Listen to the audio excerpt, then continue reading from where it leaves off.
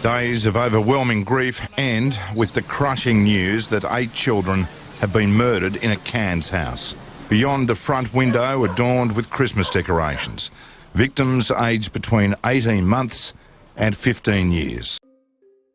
Halo semuanya, selamat datang kembali ke channel Ringo, dan aku harap kalian semua baik-baik saja dan semoga kalian semua menjalani hari yang menyenangkan. Di video hari ini kita akan membahas kasus yang sangat mengerikan yang dilakukan oleh seorang ibu terhadap 8 orang anaknya. Raina Mersane Ina Taidei atau yang juga dikenal dengan Mersane Woria lahir pada tanggal 26 Februari tahun 1977, di mana saat usianya masih muda dia diadopsi oleh keluarganya sendiri dan menjalani masa kecil yang bahagia. Dia beberapa kali sempat mengalami kegagalan dalam hubungan romansanya, tapi bagaimanapun Raina akhirnya menjadi seorang ibu tunggal bagi 8 orang anaknya. Tinggal di ujung utara Queensland, Australia, tepatnya di Manora, mereka menjalani kehidupan yang sama seperti keluarga pada umumnya. Sementara masyarakat yang ada di sana mengenal Raina sebagai sosok ibu yang penuh kasih sayang, yang baginya anak-anaknya adalah kebanggaan dan juga kegembiraannya. Selain kepribadiannya yang ramah, dia juga cukup populer dengan masakannya yang disukai banyak orang. Dia sangat suka mengadakan sesuatu di rumahnya seperti pesta makan malam, dan mereka adalah keluarga yang sangat menyenangkan. Semua anak-anaknya juga tumbuh dengan baik, bahkan sangat sopan. Anak tertua Raina yaitu Louis Woria yang berusia 20 tahun adalah satu-satunya anak yang dia izinkan tinggal sendiri untuk memulai hidupnya sebagai orang dewasa yang mandiri. Jadi dia tidak lagi tinggal bersama dengan mereka, tapi dia akan sering datang untuk mengunjungi ibunya serta semua adik-adiknya di rumah. Lalu pada tanggal 19 Desember tahun 2014, pada hari Minggu sekitar jam 11 siang, sama seperti yang biasa dia lakukan, Louis pulang ke rumah ibunya untuk bertemu dengan mereka semua. Namun saat Louis tiba di sana, dia melihat ibunya itu tengah berdiri di beranda rumah dengan keadaan lemah. Dia terlihat hampir terjatuh dan terlihat tidak stabil atau seperti orang mabuk. Kemudian saat dia mendekatinya, dia menyadari kalau ibunya itu berlumuran darah di sekujur tubuhnya dengan banyak luka tusuk. Dan Louis benar-benar sangat kaget, dia benar-benar sangat panik, dan dia sangat ketakutan hingga akhirnya dia menghubungi layanan darurat. Petugas kepolisian serta para medis lalu dengan cepat menanggapi panggilan ini. Mereka dengan cepat tiba di Murray Street, Manora, tempat laporan ini dibuat, di mana mereka mendapati Raina dengan luka yang cukup parah. Dan sembari memberikan pertolongan pertama, para medis membawa wanita yang berusia 37 tahun itu ke rumah sakit dengan menggunakan ambulans. Selama perjalanan, mereka berusaha menghentikan pendarahan untuk membuatnya tetap stabil, dan setelah diperiksa di rumah sakit, Raina benar-benar dalam kondisi yang serius. Dia memiliki sekitar 35 luka tusuk di sekujur tubuhnya, yang beberapa diantaranya berada di area rawan seperti bagian dada dan juga leher. Sementara pihak kepolisian mulai memeriksa tempat kejadian, mereka kembali masuk ke dalam rumah itu untuk mengetahui apa yang sebenarnya telah terjadi di sana. Namun hal yang tidak terduga ternyata tengah menanti mereka karena situasinya jauh lebih mengerikan. Pada saat mereka mulai memeriksa seluruh ruangan di rumah itu, mereka menemukan tubuh anak kecil berlumuran darah di salah satu kamar. Tidak hanya itu saja, ternyata hampir di setiap ruangan ditemukan beberapa anak kecil dengan banyak luka di bagian tubuh mereka, dan setelah dilakukan pemeriksaan secara menyeluruh, ditemukan ada 8 tubuh anak kecil yang sudah meninggal dunia. Kedelapan anak ini kemudian dinyatakan meninggal di tempat kejadian, di mana mereka semua sepertinya dihabisi dengan cara yang sama, dengan beberapa luka tusukan di sekujur tubuh mereka. Setelah berbicara dengan Louis, polisi akhirnya tahu bahwa wanita yang tengah dirawat di rumah sakit itu adalah ibu kandungnya, yang juga merupakan ibu dari 7 anak yang ditemukan meninggal, serta satu korban lainnya adalah keponakannya yang juga tinggal bersama dengan mereka, di mana 4 orang diantaranya adalah perempuan dan 4 orang lainnya adalah laki-laki. Lalu diketahui juga kalau korban tertua berusia 14 tahun dan yang paling bungsu masih berusia 1,5 tahun. Kasus ini dengan cepat mendapat perhatian publik dan mengundang simpati banyak orang. Lalu kedelapan anak-anak tersebut kini semuanya dimakamkan, di mana acara pemakaman diadakan seperti di sebuah convention center, dan ada ribuan orang yang datang menghadiri acara pemakaman ini. Mereka memberikan penghormatan terakhir dan sangat memilukan bagi semua orang yang menyaksikannya, melihat beberapa peti mati yang sangat kecil itu harus dikuburkan. Sementara pihak kepolisian kemudian memulai penyelidikan atas kasus ini, dan satu-satunya yang selamat adalah Raina, yang membuatnya menjadi saksi kunci sekaligus memiliki petunjuk dalam teka-teki ini. Namun karena kondisi lukanya yang cukup parah, dia juga masih mendapat perawatan yang serius, jadi pihak rumah sakit belum dapat mengizinkan polisi untuk menemuinya. Pihak kepolisian kemudian memutuskan untuk mewawancarai Louis Wuria yang merupakan bagian dari keluarga ini, serta orang yang pertama kali tiba di TKP dan membuat laporan. Mereka bertanya pada Louis apapun yang mungkin dia ketahui. Apakah dia tahu sesuatu tentang siapa yang ingin melakukan ini pada keluarganya? Karena ini jelas bukan kasus perampokan, mereka tidak kehilangan apapun ataupun semacamnya. Hal ini tentu menimbulkan kecurigaan, dan mereka berpikir kalau sepertinya keluarga ini telah menjadi sasaran khusus melihat bagaimana jumlah serta kondisi luka yang ada pada para korban, dan jelas ini adalah serangan besar-besaran. Dugaan lain juga muncul jika sepertinya ini hanyalah serangan acak, namun sekali lagi ini semua hanyalah dugaan semata, tidak ada bukti maupun petunjuk untuk membuktikan semua itu. Louis sendiri bilang kalau dia tidak tahu siapa yang mungkin melakukan semua ini pada keluarganya, dan menurutnya mereka tidak punya musuh dengan siapapun. Selain itu, ibunya adalah ibu yang penuh kasih sayang dan sosok yang ramah, jadi Louis tidak mengerti mengapa ada orang yang melakukan ini, ataupun kenapa mereka memiliki masalah dengan ibunya.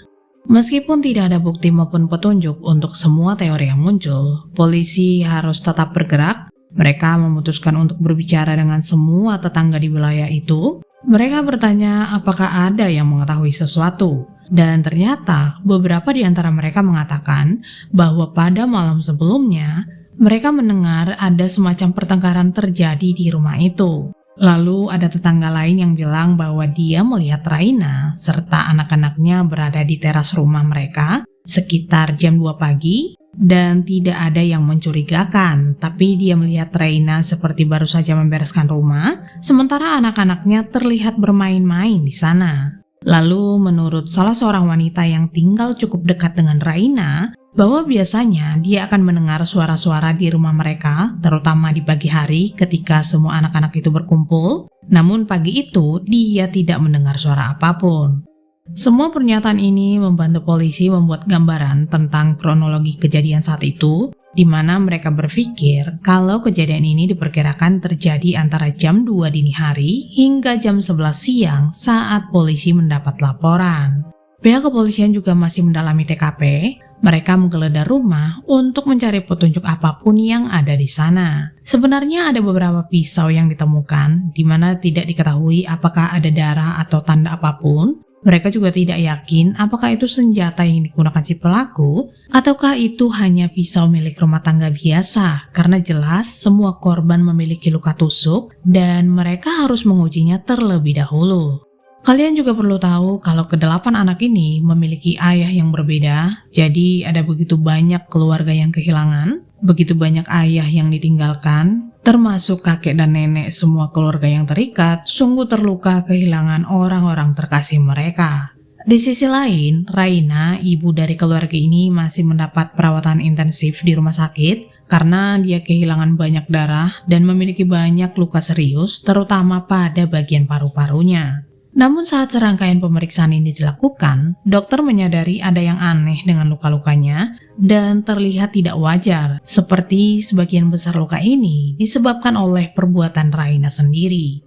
Pada saat mereka mencoba mengajukan pertanyaan pada Raina yang saat itu sepenuhnya tidak sadar, dia justru mengucapkan kata-kata yang tidak jelas yang membuat mereka melakukan pemeriksaan toksikologi. Tapi ditemukan bahwa dia tidak mengkonsumsi minuman keras atau obat-obatan apapun di dalam dirinya. Jadi bisa dibilang dia benar-benar dalam keadaan sadar saat kejadian itu.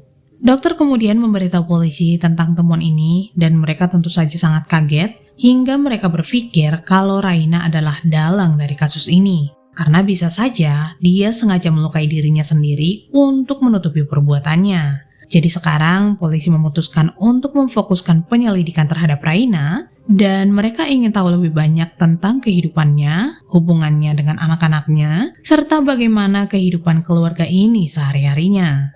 Sementara menurut orang-orang yang mengenal keluarga ini, Raina adalah sosok yang sangat berdedikasi, ibu yang penuh kasih sayang pada anaknya, bahkan mengurus mereka dengan sangat baik. Semua anak-anaknya juga sangat sopan dan dia bangga dengan keluarganya. Namun mereka juga mengatakan bahwa dalam beberapa bulan terakhir, mereka memperhatikan adanya perubahan sikap pada Raina. Sebelum kejadian mengerikan ini terjadi, tepat pada hari Sabtu, sebenarnya para tetangga melihat Raina seharian berada di jalanan. Dia menyusuri jalan sendirian selama berjam-jam dan berteriak mengatakan banyak hal yang berbeda. Lalu setelah diselidiki lebih jauh, polisi akhirnya tahu kalau ternyata Raina memiliki penyakit mental yang berbeda-beda. Namun catatannya menunjukkan bahwa dia tidak pernah mendapatkan perawatan apapun, baik bentuk pengobatan seperti konseling atau bahkan diagnosa resmi dari dokter. Tidak hanya itu saja, menjadi ibu tunggal bagi 8 orang anak yang tinggal bersamanya, Raina ternyata benar-benar berjuang dalam tekanan keuangan dan secara emosional dia juga tidak baik-baik saja pasca perpisahan dengan pasangan terakhirnya.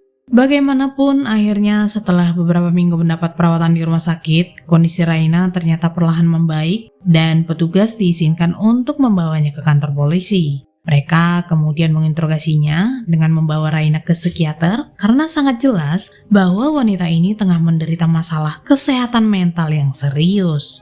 Selama interogasi berlangsung, Raina membuat sejumlah pernyataan, diantaranya dia mengaku jika dia memang benar-benar bertanggung jawab atas meninggalnya ke-8 anaknya itu, dan hal itu dia lakukan karena dia mendapat pesan dari dewa yang memberitahunya bahwa dunia ini akan segera berakhir. Jadi dia harus melakukannya untuk menyelamatkan mereka. Selain itu, dia ingin memastikan bahwa jiwanya, rumahnya, serta anak-anaknya murni. Dengan begitu mereka bisa masuk surga ketika dunia berakhir. Jadi sebenarnya dia tidak bermaksud untuk menyakiti mereka. Dia melakukannya karena menurutnya itu tindakan yang benar yang memang harus dia lakukan, walaupun dia sadar jika dia akan dibenci karena perbuatannya ini. Raina juga mengaku kalau dia melukai dirinya sendiri bukan untuk menutupi kejahatannya, melainkan karena dia ingin mengakhiri hidupnya sendiri karena dia tidak bisa menerima kenyataan bahwa dia telah mengambil nyawa anak-anaknya. Petugas kepolisian kemudian menemukan bahwa sebenarnya Raina telah menggunakan obat-obatan terlarang sejak dia masih muda, namun sekitar sebulan sebelum kejadian mengerikan ini terjadi, dia tiba-tiba berubah. Raina mulai melarang minuman keras dan semua obat-obatan jenis apapun ada di dalam rumahnya. Sementara menurut pengakuan Raina bahwa sebelum dia menghabisi anak-anaknya, dia percaya ada semacam roh jahat di dalam rumah yang harus dia singkirkan. Jadi dia memutuskan untuk melakukan pembersihan besar-besaran dengan mengambil banyak barang-barang pribadi hingga mainan anak-anaknya, lalu mengumpulkannya di halaman depan rumahnya. Selain itu, pandangan hidup Raina juga benar-benar berubah beberapa bulan sebelumnya, khususnya tentang kepercayaan. Raina tiba-tiba menjadi cukup ekstrim, dia menjadi sangat ketat, dia bahkan percaya bahwa dialah orang yang terpilih menjadi seorang nabi istimewa, dan dia mulai berbicara mengenai Tuhan, bahkan dia mendatangi tempat ibadah untuk mengakui dosa-dosanya. Dari pengakuan ini, psikolog mengungkapkan bahwa Raina jelas tidak dalam keadaan normal, dan mereka menyimpulkan kalau Raina mengidap skizofrenia, yaitu gangguan yang mempengaruhi kemampuan seseorang untuk berpikir, merasakan, dan berperilaku dengan normal. Selain itu, gangguan ini juga membuat pengidapnya mengalami halusinasi, delusi, kekacauan dalam berpikir, dan perubahan perilaku. Diketahui juga bahwa pada tanggal 18 Desember tahun 2014, sehari sebelum kejadian itu, 2 putri Raina ternyata terlambat pulang ke rumah, yang membuat Raina melapor ke polisi. Kemudian selama pencarian ini, Raina mondar-mandir di jalanan seorang diri. Dia berbicara banyak hal yang tidak masuk akal, seperti memperingatkan orang-orang tentang bahaya obat-obatan dan juga minuman keras. Tidak hanya itu saja, dia juga membuat serangkaian pernyataan tentang dialah orang yang terpilih, dia memiliki kekuatan untuk menghabisi nyawa seseorang atau mengutuk siapapun. Lalu menurut tetangga yang melihat Raina mondar-mandir di jalanan itu, bahwa dia sempat mendengar Raina berbicara seperti jika kamu menyakiti anak-anakku, maka aku akan menyakiti mereka terlebih dahulu. Dan jika kamu menusuk anak-anakku, maka aku akan melakukannya terlebih dahulu. Kemudian banyak yang berspekulasi atau menyatakan bahwa setelah Raina kembali ke rumahnya, kedua putrinya itu juga pada akhirnya pulang saat dini hari. Lalu tidak lama setelah itu, Raina menyembelih bebek peliharaan keluarganya, lalu dia masuk dari satu kamar ke kamar lainnya, tempat di mana anak-anaknya berada, dan menusuk mereka berkali-kali. Tidak diketahui secara pasti bagaimana semua ini terjadi, tapi setiap anak memiliki sekitar 14 luka di bagian dada dan 10 luka tusuk di bagian punggung, yang kemungkinan dia lakukan saat mereka tertidur atau saat mereka mencoba melarikan diri. Jadi masing-masing anak ini mendapat 20 luka tusuk, di mana ini akan membutuhkan banyak kekuatan fisik dan energi, yang sekali lagi menjadi alasan lain mengapa mereka dapat memastikan kalau Raina saat itu berada dalam episode skizofrenia. Karena kekuatan fisik yang dia miliki tidak wajar untuk melakukan semua ini, bahkan untuk menusuk dirinya sendiri sebanyak 35 kali. 2 tahun kemudian, tepat pada bulan April tahun 2017, kasus ini dibawa ke Pengadilan Kesehatan Mental Queensland, Australia, di mana pengacara pembela Raina menyatakan bahwa benar klien mereka telah melakukan tindakan keji yang jelas melawan hukum, tapi hal itu terjadi karena Raina sedang berada dalam episode skizofrenia dan dia tidak bisa mengendalikan tindakannya pada saat itu. Mereka juga membahas mengenai Raina yang sebenarnya tengah berjuang dengan semua masalah kesehatan mental untuk waktu yang cukup lama. Apalagi dia tidak pernah mendapatkan bantuan apapun dari sistem kesehatan, baik dalam bentuk perawatan maupun pengobatan. Selain itu, dia juga pernah menjadi korban KDRT dalam rumah tangganya. Jadi menurut mereka, seandainya Raina mendapat bantuan perawatan sebelumnya, terutama saat pertama kali menunjukkan adanya tanda-tanda yang mengarah ke skizofrenia, mungkin semua ini tidak akan terjadi. Dia mungkin akan dapat mengatasi serta mengendalikan tindakannya itu.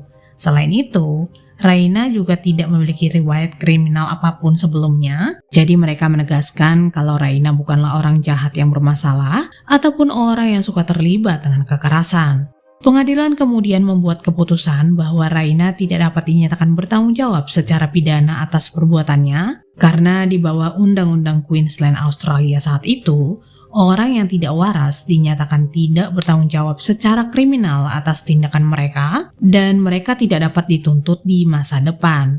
Lalu sebagai gantinya, Raina diwajibkan untuk mendapat perawatan dengan pengamanan ketat di pusat kesehatan mental, dan Raina akan berada di sana tanpa batas waktu yang ditentukan. Dia akan ditahan hingga dirinya dinilai tidak lagi berbahaya bagi dirinya sendiri maupun bagi orang lain.